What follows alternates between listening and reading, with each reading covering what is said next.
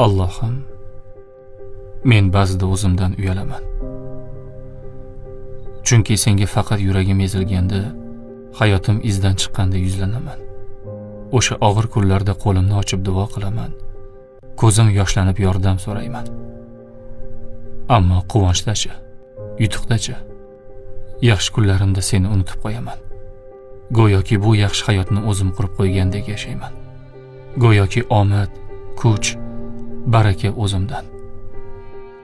Ammo biroz qoqilsam, qalbim ezilsa, yana senga qaytaman. Yana duo, yana iltijo, yana kechirim so'rab. Va har safar sen meni kechirasan. Xuddi hech narsa bo'lmagandek. Allohim, bundan uyalaman. Yaxshi kunlarda seni unutib, faqat yomon kunda izlashdan uyalaman. Iymonim faqat sinovda namoyon bo'lishidan uyalaman.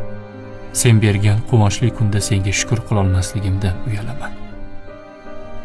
Robbim, menga kuch ber. Faqat og'ir kunda emas, har kuni quvonchimda, tinchligimda, yutuqqa erishganimda seni eslashga kuch ber. Meni shukr qiluvchilardan bo'lishimni nasib ayla.